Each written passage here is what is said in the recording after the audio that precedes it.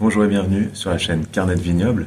Alors aujourd'hui, on va s'intéresser à une nouvelle appellation, mais avant tout, je tiens à féliciter ceux qui ont bien répondu au quiz de la dernière. Alors je vous rappelle la question. Les habitants de Crozes-Hermitage s'appellent les Crozsois, les Hermitagiens ou les Hermito-Crozais? Et donc la bonne réponse s'affiche juste là. Bravo encore à vous. Pour aujourd'hui, on va s'intéresser à une nouvelle bouteille, à une nouvelle appellation que je vous présente. Il s'agit d'un Riesling Les Comtes millésime 2021 du domaine Edmond Rens. Alors, Riesling, c'est un cépage alsacien. L'Alsace, ça se trouve où? Eh bien, c'est juste là. Moi, ce que je vous propose, eh bien, c'est de visiter cette région ensemble.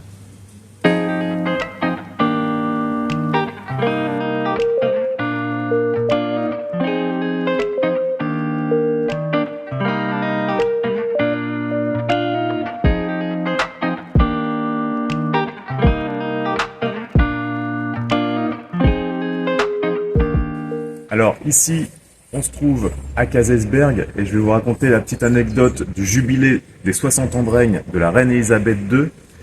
En 2012, elle avait à sa table un Riesling Grand Cru Scholzberg cuvée Sainte-Catherine du domaine Weinbach, ici à Kazelsberg. Allez!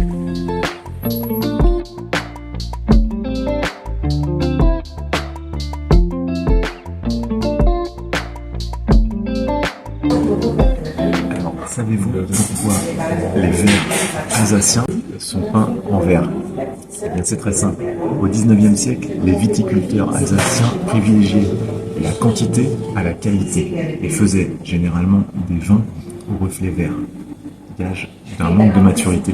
Pour empêcher cela à la vue des clients, eh bien, ils peignaient le verre de vin en verre et donc le gage de maturité était dû à la couleur du verre et non au vin. Eh bien, à la vôtre.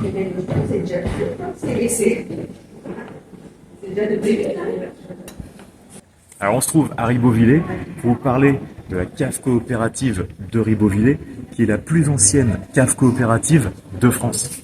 Allez, la suite de la visite, c'est par là-haut.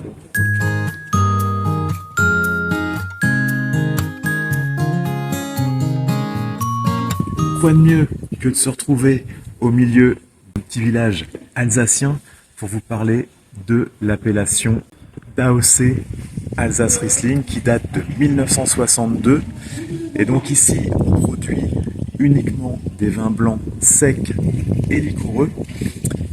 Et au niveau des cépages, et bien sûr, ce sera le cépage Riesling, un cépage typiquement alsacien.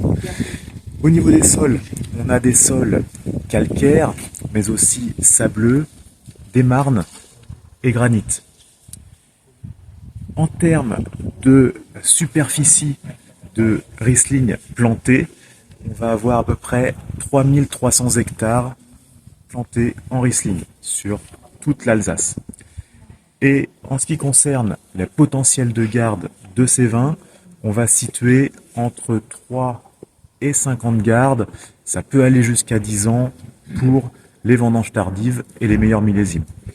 Pour ce qui est des prix moyens, on va se retrouver avec des vins de Riesling qui vont se situer entre 10 € et 50 € la bouteille, en fonction bien sûr du type de vin, vendange tardive par exemple.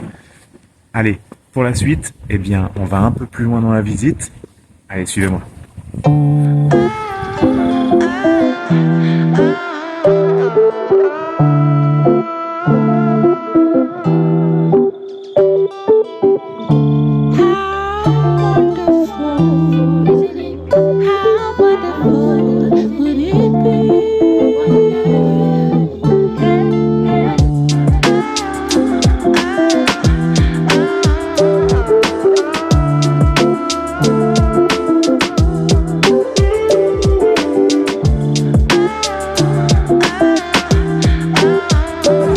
Alors, je vais vous expliquer pourquoi le nom Riesling. Eh bien, ça nous vient de l'allemand Riesen, qui veut dire couler. C'était dû aux coulures jadis engendrées par les pieds de vigne au moment des vendanges. Et maintenant, on va pouvoir aller le déguster à Rigvir, capitale du Riesling. Allez. Alors ça y est, on est arrivé devant le domaine Edmond Rens à Rigvir pour déguster enfin le Riesling. Allez, c'est par là.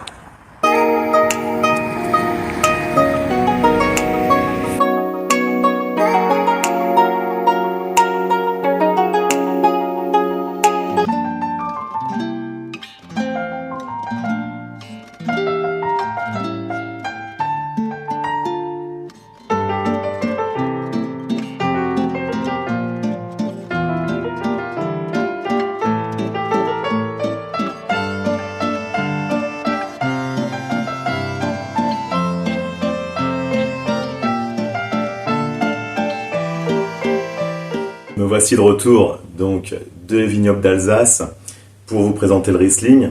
Donc, j'espère que, comme moi, vous avez pris plaisir à vous promener dans les ruelles de ces petits villages alsaciens en période de Noël. C'est vraiment magnifique, je vous le conseille.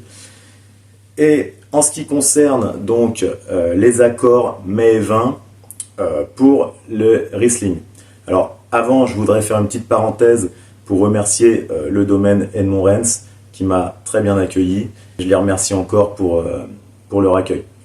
Pour ce qui est des accords mets et vins pour le Riesling d'Alsace. Alors, c'est un vin qui pourrait convenir très bien à Brigitte Bardot, pour la bonne et simple raison, c'est qu'il va s'associer à merveille avec les poissons, mais aussi les coquillages et les crustacés, si ça vous rappelle quelque chose. Coquillages et crustacés. Merci Brigitte. Pour ceux qui préfèrent les viandes, on va plutôt l'associer sur des viandes blanches et des volailles. Mais alors, il ne faudra pas oublier non plus les accords régionaux. Là, bien sûr, ce sera parfait avec toutes les spécialités alsaciennes. Alors, on pense forcément à la choucroute, mais aussi à une matelote ou une palette de porc fumé. Ça ira très très bien. Et pour ce qui est donc, j'en ai parlé brièvement, mais les vendanges tardives, donc ces vins où le sucre résiduel est plus important dans la bouteille, et bien là on va les associer plutôt sur des desserts, et notamment des tartes au citron, qu'elles soient meringuées ou non. Donc maintenant j'espère que vous me mettrez un petit commentaire pour me dire ce que vous préconisez comme accord mets et vins avec le Riesling.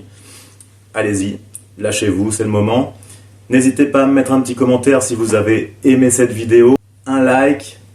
Bien sûr, si ce n'est pas encore fait, eh bien abonnez-vous, vous êtes de plus en plus nombreux en ce début d'année 2024 et ça me fait énormément plaisir.